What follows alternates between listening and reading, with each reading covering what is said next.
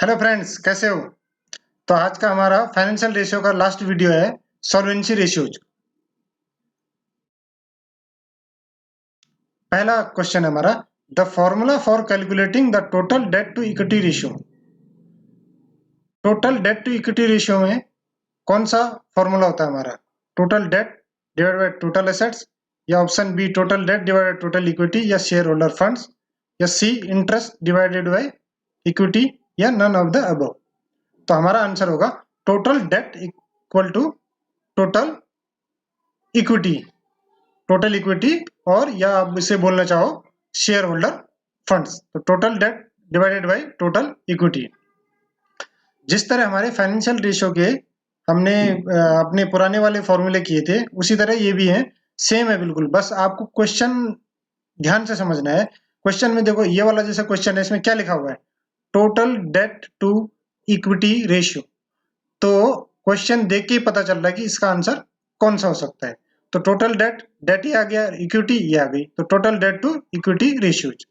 तो जो हमारे ये सॉल्वेंसी रेशियो होते हैं, ये हमारे किसी फर्म के, वो फर्म अपने डेट को किस तरह से चुकाती है, किस तरह से दे पाती है फ्यूचर में। तो सॉल्वेंसी रेशियो उसी के लिए होते हैं। जो हम सॉल्वेंसी रेशियो पढ़ते हैं, सॉल्वेंसी रेशियो में यही होता है कि फर्म अपने लायबिलिटीज को या डेट को किस तरह से पे करती है या कैसे पे कर सकती है, उसी के लिए हमारे क्या होते हैं? सॉल्वेंसी रेशियोज होते हैं। हमारा दूसरा क्वेश्चन है, the formula for calculating the total asset to debt ratio. अब देखो इसमें क्या है, फॉर्मूले में दिख रहा है आपको क्या है कि total debt to asset ratio. तो इसका आंसर कौन सा होना चाहिए? तो इसका आंसर होगा total asset divided by debt. अब देखो क्या है इसमें, जैसे फॉर्मूले में आपको दिख गया कि फॉर्मूला क्या है, तो इसका आंसर भी आपको नॉर्मली पता चल जाएगा कि ये होगा। अब इस क्वेश्चन में, इस फॉर्मूला में टोटल डेट, डेट का मीन क्या है इसमें? Long term date and debentures, short term नहीं, सिर्फ लॉन्ग टर्म। इस टोटल डेट मीन्स क्या आता है इसमें? Long term date and debentures. और एसेट्स मीन्स क्या होता है? टोटल एसेट्स, करंट एसेट्स और नॉन करंट एसेट्स। ये अभी तो फॉर्मूले में ठीक है, हमने पढ़ लिया, लेकिन जब ये हमारे सॉल्वेंसी रेशियोज पे न्यूमेरिकल्स आते हैं, तो उसमें न्यूमेरिकल्स में क्या दिया होगा आपको? डेट में क्या दिया होगा? लॉन्ग टर्म भी दिया होगा और शॉर्ट टर्म भी दिया होगा। तो अगर आपको ये फॉर्मूला पता रहेगा कि नहीं, कि total debt to assets ratio में डेट मीन सिर्फ लॉन्ग टर्म डेट होता है या एसेट्स मीन्स टोटल एसेट्स होता है, तो आप इजीली उस न्यूमेरिकल को कर सकते हो। थर्ड है हमारा, the formula for calculating the proprietary ratio. Proprietary ratio का कौन सा फॉर्मूला होता है? Option A, option B, option C, या ऑप्शन डी। तो इसका आंसर है हमारा proprietors fund divided by total assets. Fourth है हमारा, the formula for calculating the interest coverage ratio. Option A, option B, option C, या ऑप्शन डी। इसका answer है हमारा option A, PBIT, profit before interest और taxes divided by interest on long term date. देखो यहाँ पे भी long term date आ गया, शॉर्ट टर्म में नहीं आया, लॉन्ग टर्म डेट आ गया। प्रोप्राइटरी फंड मीन्स क्या होता है? शेयर होल्डर फंड्स या इक्विटी, और एसेट्स मीन टोटल एसेट्स। जैसे पिछले एमसीक्यू में था कि एसेट्स मीन्स क्या होता है, तो टोटल एसेट्स हो गए इसमें, करंट एसेट्स और नॉन करंट एसेट्स। फिफ्थ है हमारा, the formula for calculating the debt service ratio. अब डेट सर्विस रेशियो का क्या, कौन सा फॉर्मूला होता है हमारा? ऑप्शन ए है, या ऑप्शन बी, ऑप्शन सी, या ऑप्शन डी। तो इसका आंसर है हमारा option B, net profit after tax but before interest divided by interest on loan और डिवेंचर्स। सिक्स्थ है हमारा, the formula for calculating capital gearing ratio.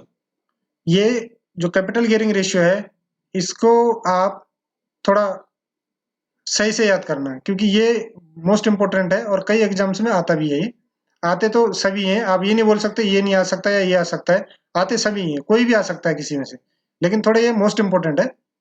इसका आंसर होता है equity share divided by fixed cost bearing funds. अब इसमें equity shares में कौन कौन से होते हैं? देखो, equity shares capital plus free reserve plus profit and loss account credit balance. और फिक्स्ड कॉस्ट बियरिंग सिक्योरिटीज क्या होती है? Debentures and long term loans. Fix cost bearing security क्यों बोलते हैं इन्हें? क्योंकि जो आप लोन लेते हो उस पर आपको क्या देना पड़ता है? फिक्स इंटरेस्ट देना पड़ता है। जैसे किसी से आपने लोन ले लिया तो वो बोलेगा भाई मुझे 5% चाहिए, 6% मेरे को इस पे इंटरेस्ट चाहिए, तो इसीलिए इसको क्या बोलते हैं? Fix cost bearing securities. 7th है हमारा date equity ratio is. Date equity ratio क्या होता है? लिक्विडिटी रेशियो होता है, या सोल्वेंसी रेशियो होता है, या एक्टिविटी रेशियो होता है, या ऑपरेटिंग रेशियो होता है? तो ये कौन सा होता है? हमारा सोल्वेंसी रेशियो।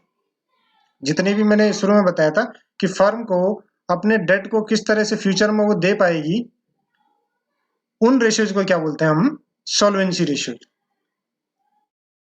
8 है हमारा proprietary ratio indicates the relationship between proprietors fund and.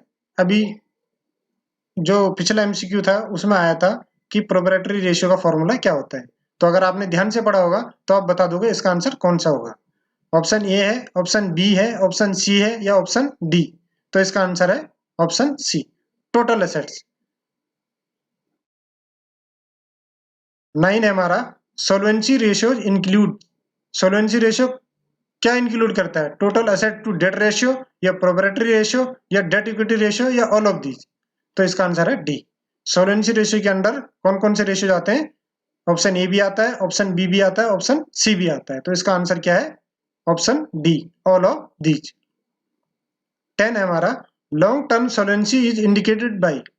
जो लॉन्ग टर्म सोल्वेंसी होती है हमारी, वो क्या इंडिकेट करता है? करंट रेशियो करता है, क्विक रेशियो करता है, या नेट प्रॉफिट रेशियो करता है, या डेट इक्विटी रेशियो करता है? तो ये करता है हमारा option D, debt divided by equity ratio.